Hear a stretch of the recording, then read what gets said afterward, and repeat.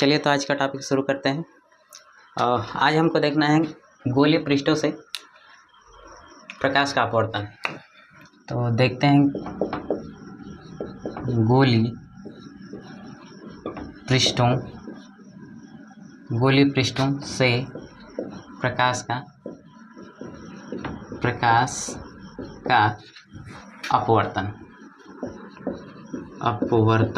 ठीक है, गोलीय पृष्ठों से प्रकाश का अपवर्तन। देखते हैं क्या होता है गोलीय पृष्ठों से प्रकाश का अपवर्तन। तो सबसे पहले एक गोलीय पृष्ठ मैं बना रहा हूँ। ये है गोलीय पृष्ठ, ठीक है, जिसके बाहर का अपवर्तनांक को मैं n1 कह दे रहा हूँ और अंदर के अपवर्तनांक को मैं n2 कह दे रहा हूँ। ठीक है, ये मुख्य अक्ष लाइन हो जाएगी और यहाँ पर हमने रखा वस्तु और यहाँ से प्रकाश किरण निकल के जाएगी और इस पृष्ठ से टकराएगी और यहाँ पर होगा अपवर्तन। ठीक है, तो कम से कम 2 किरणों को लेके चलना है। तो मैं 2 किरण लेके चल रहा हूँ। तो एक किरण मुख्य अक्ष के अनुदिश भेज दे रहा हूँ। तो जब मुख्य अक्ष के अनुदिश जाएगी तो ये अगर ध्रुव से होके जाएगी तो सीधे निकल जाएगी। ठीक है, या फिर ठीक है, और इस पृष्ठ का मैं केंद्र मान ले रहा हूँ यहाँ पर, ये सी हो जाएगा। ठीक है, सी। और एक किरण हम लेके चलते हैं तो उस किरण को मैं ऐसे भेज दे रहा हूँ। ठीक है, ये किरण ये ऐसे जा रही है। ठीक, तो जब ये है विरल माध्यम, ये है सघन माध्यम, तो जब विरल से सघन में जाएगी तो अभिलंब से अभिलंब की तरफ झुक जाएगी। ठीक है, तो यहाँ पर हमें अभिलंब खींचना होगा। तो अभिलंब कैसे खींचेंगे? तो आप जानते होंगे कि अभिलंब होता है, अगर हम परिधि पर अगर एक लाइन खींचे केंद्र से तो वो त्रिज्या कहलाएगी। और आपको पता होगा कि त्रिज्या जो होती है परिधि पे लंब होती है। त्रिज्या जो होती है परिधि पे लंब होती है। तो इसके लिए अगर मुझे लंब खींचना है तो मुझे त्रिज्या खींचना होगा। ठीक है, तो त्रिज्या क्या होगी? परिधि से केंद्र तक मिलाने वाली रेखा। तो ये है परिधि और ये है केंद्र, तो इसको मैं मिला दे रहा हूँ। तो ये हो जाएगी इसका त्रिज्या और ये त्रिज्या क्या कहलाएगी? इसके लिए लंब हो जाएगा। ठीक है, तो मैंने इस तरीके से लंब खींच दिया। अब प्रकाश किरण को कैसे जाना चाहिए था? प्रकाश किरण को ऐसे सीधे निकल जाना चाहिए था। ठीक है, तो ये सीधे ना जा करके अभिलंब की तरफ झुकेगी। तो अभिलंब की तरफ इसको हम झुका देते हैं, तो ये अभिलंब की तरफ झुक गई। ठीक है, तो इस तरीके से इसका हो जाएगा अपवर्तन। ठीक है, ये वस्तु है और ये ध्रुव, तो यहाँ से दूरी क्या हो जाएगी? u हो जाएगी। और यहाँ से यहाँ तक की दूरी को हम r बोलते हैं। ठीक है, वक्रता त्रिज्या। ठीक है, और ये है आपका प्रतिबिंब बना है। यहाँ पर प्रतिबिंब कैसे बना है? तो प्रतिबिंब का मतलब ये होता है कि जब किरणें अपवर्तन के पश्चात जहाँ पे आके एक दूसरे से मिलती हैं, तो ये किरण कहाँ मिली? यहाँ पे, और ये वाली किरण यहीं पे मिली, तो आपका प्रतिबिंब यहीं पे बना है। ठीक है, तो यहाँ से यहाँ तक की दूरी को हम v से प्रदर्शित करते हैं। ठीक है, ये सभी दूरी आपको समझ में आई। अब हम देखते हैं आगे कैसे इसको सॉल्व किया जाएगा। तो यहाँ पर हम नियम लगाएंगे, स्नेल का नियम। तो ये है स्नेल का नियम। तो स्नेल का नियम क्या कहता है? स्नेल के नियम से, ठीक है, स्नेल के नियम से। तो स्नेल के नियम का नियम क्या है? तो ये आपतित किरण और अभिलंब एक दूसरे के साथ जब कोण बनाएंगे तो वो हो जाएगा आपतन कोण, और अपवर्तित किरण और अभिलंब जब कोण बनाएंगे तो ये हो जाएगा अपवर्तन कोण। ठीक है, तो स्नेल का नियम क्या कहता है कि n इजिकल टू साइन आई बटे साइन आर। ठीक है, स्नेल का नियम मैंने पहले बता दिया है। तो इसको हम कैसे दिखा सकते हैं इसके अनुसार? तो 1n2 इजिकल टू साइन आई बटे साइन आर। जब इसको ओपन किया जाएगा इसको, तो होगा क्या? तो n2 बटे n1 इजिकल टू साइन आई बटे साइन आर। ठीक है, ये साइन आई बटे साइन आर। ठीक है, यदि ये जो पृष्ठ है इस पृष्ठ का द्वारक छोटा होगा, ठीक है, यदि इस पृष्ठ का द्वारक छोटा होगा तो होगा क्या? ये जो बिंदु है, यदि पृष्ठ का द्वारक छोटा होगा तो ये बिंदु है और पास में आ जाएगा। ठीक है, और पास में आ जाएगा, इस तरीके से बहुत पास में आएगा। तो यहाँ से आप देख सकते हैं कि पास में आने का मतलब क्या हो जाएगा कि ये बिंदु यहाँ पर है और इस तरीके से हमने प्रकाश किरण को भेजा है। तो जब छोटा होगा तो ये जो बिंदु होगा यहाँ पे चला आएगा, ठीक है, ये जो बिंदु होगा यहाँ पे चला आएगा। अब हम प्रकाश किरण को भेजेंगे तो ये ऐसे जाएगा, ठीक है, ये ऐसे जाएगा। तो आप देख सकते हैं कि ये नीचे वाली लाइन और ये ऊपर वाली लाइन लगभग में बराबर हो रही है, ठीक है, ऊपर वाली लाइन और नीचे वाली लाइन लगभग में बराबर हो रही है। तो इस तरीके से हम अगर इसको समकोण माने तो ये हो जाएगा आधार, ये हो जाएगा लंब और ये हो जाएगा कर्ण। तो ऊपर वाली लाइन और ये नीचे वाली लाइन लगभग में आपस में बराबर हो रही हैं, तो आधार और कर्ण आपस में बराबर हो गए, ठीक है, आधार और कर्ण आपस में बराबर होंगे। तो यहाँ से साइन थीटा और टेन थीटा की मैं बात करूं तो साइन थीटा बराबर लंब बटे कर्ण होता है और टेन थीटा बराबर लंब बटे आधार होता है, ठीक है। तो कर्ण के जगह पे मैं आधार लिख सकता हूं और आधार के जगह पे मैं कर्ण लिख सकता हूं, ठीक है। तो इसलिए मैं टेन थीटा के बराबर साइन थीटा को मान सकता हूं, ठीक है। कब मानूंगा? जब पृष्ठ का द्वारक छोटा होगा तब, ठीक है। तो मैं इसको दिखा दे रहा हूँ, जब पृष्ठ का द्वारक छोटा हो तब, ठीक है। तो होगा क्या, यहाँ पर आप देख सकते हैं कि ये जो एंगल है, एंगल भी बहुत ज़्यादा छोटा बन रहा है, तो इसलिए मैं इसको एंगल डायरेक्टली दिखा सकता हूँ, ठीक है। तो होगा क्या यहाँ से, तो ये हो जाएगा sine i is equal to sine r, और सॉरी क्या होगा, sine i is equal to tan i is equal to directly i लिख सकते हैं। उसके बाद से sine r is equal to tan r is equal to r, ठीक है, ये हो जाएगा आर। इस तरीके से हम दिखा सकते हैं। तो अब मैं इसको क्या लिख सकता हूँ, अब मैं इसको लिख सकता हूँ N2 बटे N1 इज इक्वल टू आई बटे आर, ठीक है। मैं आर इस तरीके से बना दे रहा हूँ, वहाँ पे मैंने इस तरीके से आर बनाया है, ये है आर, ये है आर, ठीक है।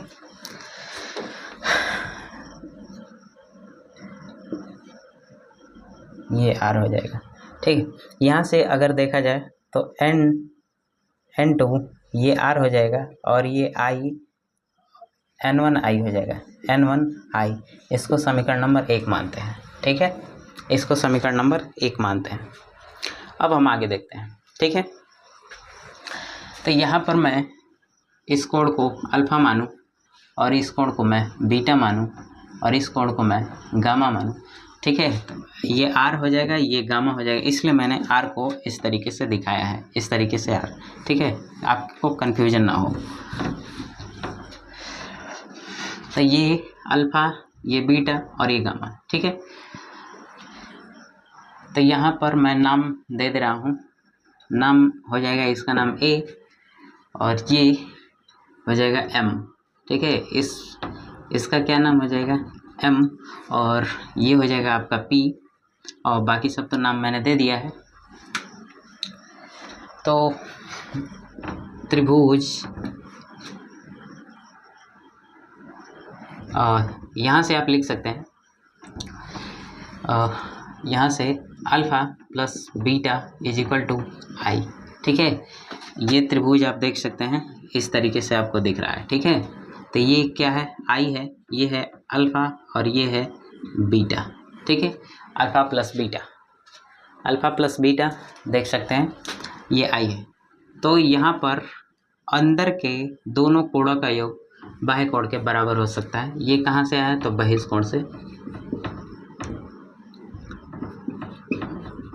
बहिष्कोण, ठीक है, बहिष्कोण नियम से। तो बहिष्कोण नियम का क्या मतलब होता है कि अंदर के दोनों कोणों का योग बाह्य कोणों के योग के बराबर होता है, ठीक है, अंदर के दोनों कोणों का योग बाह्य कोण के बराबर होता है, ठीक है। और एक हम इसमें बहिष्कोण ढूंढ लेते हैं। तो यहाँ पर देख सकते हैं कि ये गामा और बीटा किसके बराबर, गामा और आर किसके बराबर है, बी के बराबर है, ठीक है। तो इसको ऐसे, ये है ऐसे, ठीक है। तो ये क्या है, ये आपका ये अपवर्तन कोण है आर और ये है गामा और ये बीटा। तो यहाँ से आर और plus gamma is equal to beta हो सकता है। ठीक है, तो मैं इसको दिखा दे रहा हूँ। R plus gamma is equal to beta. तो मैं यहाँ से आर की अगर वैल्यू निकालूँ, ये कहाँ से आया है? तो ये आया है बहिष्कोण से, ये भी कहाँ से आया है? बहिष्कोण से। ठीक है, तो आर की अगर मैं वैल्यू निकालूँ तो ये हो जाएगा बीटा माइनस गामा। ठीक है, बीटा माइनस गामा। अब हमें आई और आर का मान पता चल गया है, तो मैं समीकरण नंबर 1 में रख दे रहा हूँ। तो आई तथा आर का मान समीकरण 1 में, आई तथा आर का मान समीकरण 1 में तो रखते हैं। तो ये हो जाएगा N2 और आर का मान कितना है? आर का मान है बीटा माइनस गामा। ठीक है, इज इक्वल टू N1 और आई का मान कितना है? Alpha plus beta. तो ये हो जाएगा अल्फ़ा प्लस बीटा। इसको समीकरण नंबर 2 मान लेते हैं। ठीक है, इतना समझ में आया। अब आगे कैसे सॉल्व किया जाएगा? तो आगे सॉल्व किया जाएगा, अल्फ़ा माइनस बीटा का मान निकालेंगे और gamma plus beta minus gamma का मान निकालेंगे और अल्फ़ा प्लस बीटा का मान निकालेंगे। ठीक है, तो निकालते हैं। तो उसके लिए मैं क्या करूँगा कि यहाँ से लंब खींच दे रहा हूँ, ये लंब हो जाएगा। ठीक है, तो लंब खींचने पर ये इसका नाम मैं n कर दे रहा हूँ। ठीक है, चूँकि पृष्ठ का द्वारक छोटा है तो छोटा होने की वजह से ये जो p है और n है लगभग में आपस में बराबर होंगे। ठीक है, तो यहाँ से मैं दिखा दे रहा हूँ, p बराबर n हम लिख सकते हैं। ये जो पॉइंट p है बराबर n हो सकता है। तो आप देख सकते हैं कि MNA एक समकोण त्रिभुज है, MNC एक समकोण त्रिभुज है, MN और I एक समकोण त्रिभुज है। तो यहाँ पर हम tan थीटा तो चूँकि पृष्ठ का द्वारक छोटा है तो छोटा होने की वजह से यहाँ पर हम tan थीटा कंसीडर कर सकते हैं। तो tan थीटा देखते हैं क्या हो सकता है। तो मैं त्रिभुज ले रहा हूँ, त्रिभुज MNA में, त्रिभुज MN में। तो हो क्या जाएगा यहाँ पर tan alpha is equal to, हम डायरेक्टली अल्फ़ा लिख सकते हैं। ठीक है, क्योंकि द्वारक छोटा है तो इसलिए tan अल्फ़ा बराबर अल्फ़ा लिख सकते हैं। और tan अल्फ़ा का फार्मूला क्या होता है? लंब बटे आधार। तो लंब कितना है? लंब है, ये लंब है MN, तो MN बटे आधार कितना है? AP। ठीक है, तो ये हो जाएगा AP। और यहाँ से त्रिभुज, अगला वाला त्रिभुज क्या है? तो MNC में। तो यहाँ पर हम tan और MNC का कोण क्या है? बीटा है। तो tan beta is equal to, हम डायरेक्टली बीटा लिख सकते हैं, tan beta is equal to beta. ये हो जाएगा लंब बटे आधार। तो इसका भी लंब कितना है? MN और आधार कितना है? PC। ठीक है, और हम आगे देखते हैं। तो त्रिभुज MNI में, त्रिभुज MNI में, तो यहाँ पर क्या हो जाएगा? ये हो जाएगा tan gamma is equal to MN बटे PI। ठीक है, ये हो सकता है, ये लंब हो जाएगा, ये आधार हो जाएगा। ठीक है, यहाँ से यहाँ तक आधार, तो ये लंब बटे आधार हो जाएगा। हमने सबका मान लिख लिया है। अब आगे देखते हैं। तो अल्फ़ा का मान कितना है? अल्फ़ा का मान है MN बटे AP, बीटा का मान कितना है? MN बटे PC और गामा का मान कितना है? MN बटे PI। अब तो सबकी वैल्यू रखेंगे तो होगा क्या? तो ये हो जाएगा N2 और बीटा की वैल्यू कितनी है? बीटा की वैल्यू है MN बटे PC। ठीक है, और माइनस गामा की वैल्यू कितनी है? MN बटे PI। ठीक है, इज इक्वल टू N1 और यहाँ पे अल्फ़ा प्लस बीटा की वैल्यू रख देते हैं। तो अल्फ़ा की वैल्यू MN बटे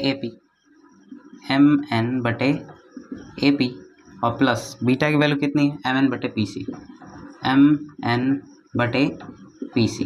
ठीक है, अब ऊपर आप देख सकते हैं कि MN कॉमन दिख रहा है इसमें और इसमें भी MN कॉमन दिख रहा है, तो हम दोनों को काट सकते हैं। तो ये हो जाएगा N2 और मैं कॉमन ले रहा हूँ, तो एम एन, अब वैल्यू रख देते हैं तो बचा क्या 1/PC, तो 1/PC, ठीक है, और -1/PI और इजकल टू ये हो जाएगा N1 और कॉमन ले लेते हैं यहाँ पे Mn, तो यहाँ पे क्या बच जाएगा 1/AP और प्लस यहाँ पे 1/PC, ठीक है।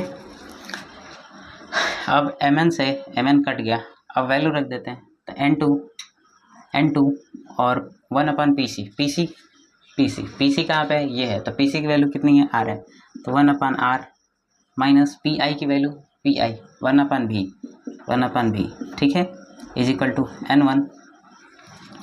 अब 1/AP, AP ये है, तो इसकी वैल्यू कितनी हो जाएगी 1/U और प्लस 1/PC की वैल्यू और PC 1/R, ठीक है, इस तरीके से ये हो गया।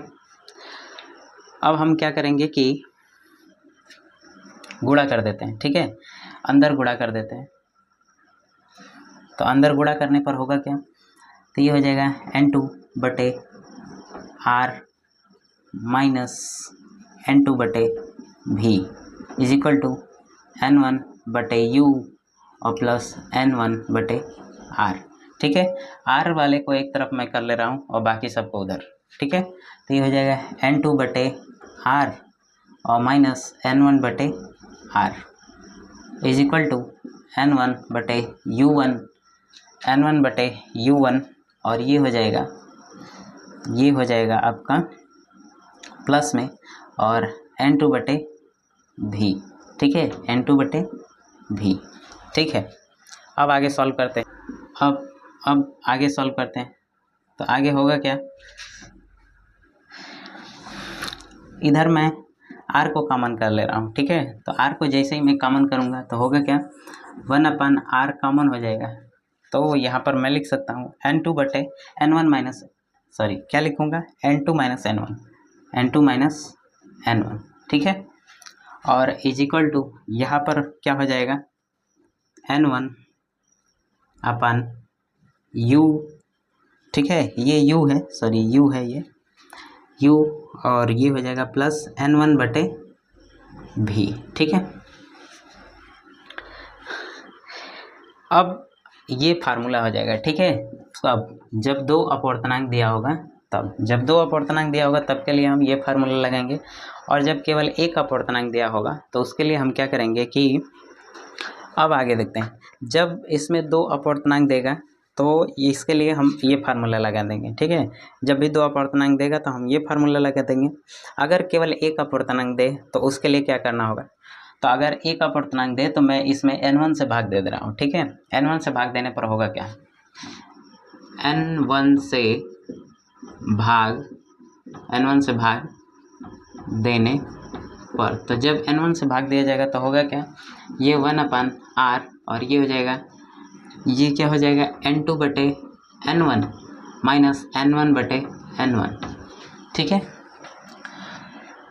तो यहाँ पर क्या हो जाएगा, आगे हो जाएगा N1/N1U और प्लस आगे क्या हो जाएगा सॉरी क्या है, ये N2 है, ये क्या है, ये N2 है, ठीक है, ये N2 है, तो ये क्या हो जाएगा आपका N2/N1 और ये हो जाएगा V, ठीक है। अब इसको हम इससे काट देंगे, इसको इससे काट देंगे, ठीक है। आगे क्या लिख सकते हैं N2/N1, यहाँ पर देख सकते हैं आप कि N2/N1 को हमने क्या लिखा, N2/N1 को हम डायरेक्टली N लिख सकते हैं, N2/N1 को हम डायरेक्टली N लिख सकते हैं। तो उसी तरीके से मैं यहाँ पर 1/R को मैं लिख सकता हूँ N-1, ये 1 हो जाएगा, N-1 इज इक्वल टू इसको 1/U और प्लस ये हो जाएगा आपका N/V हो जाएगा, ठीक है। ये हमारा मेन फार्मूला है जब केवल एक अपवर्तनांक दे तो, ठीक है। तो ये चीज़ समझ में आया आपको।